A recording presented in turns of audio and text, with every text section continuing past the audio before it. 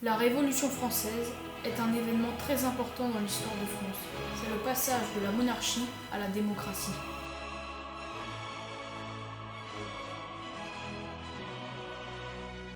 Remontons le temps jusqu'au 20 juin 1789 à la salle du jeu de paume à Versailles.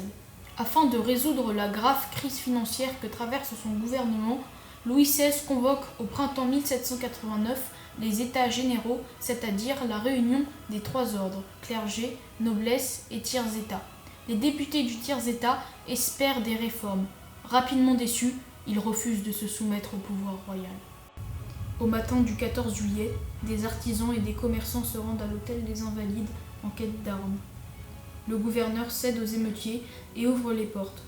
La foule emporte 28 000 fusils et 20 bouches à feu. Mais il lui manque encore de la poudre. Des émeutiers rugissent alors « à la Bastille !» où la rumeur prétend que de la poudre y aurait été entreposée. Cela est un vrai carnage. Des milliers de personnes meurent. Le peuple parisien aura fait sa première intervention dans le déroulement de la Révolution française. De ce jour date la fin de l'Ancien Régime. Dans la nuit du 4 août 1789, les députés de l'Assemblée nationale constituante, dans un bel élan d'unanimité, proclament l'abolition des droits féodaux et de divers privilèges. La Déclaration des droits de l'homme et du citoyen est adoptée le 26 août 1789. Il énonce un ensemble de droits naturels individuels et les conditions de leur mise en œuvre.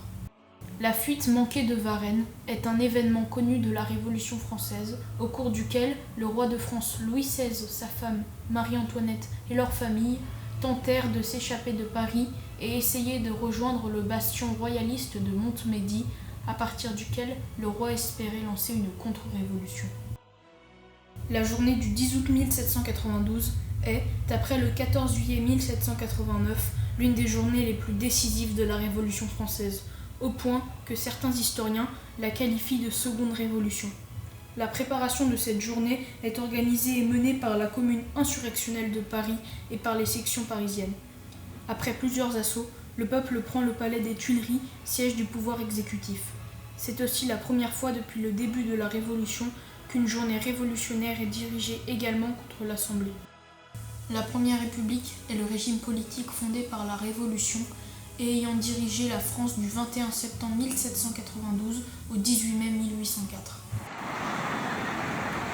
Nous sommes aujourd'hui à Paris, dans le 8e arrondissement, où se situe la place de la Concorde, anciennement appelée la place de la Révolution. C'est sur cette place que se sont fait guillotiner Marie-Antoinette en 1792 et le roi Louis XVI en 1793 en application du jugement de mise à mort du roi par décapitation prononcé par les députés de la Convention nationale à la suite de son procès.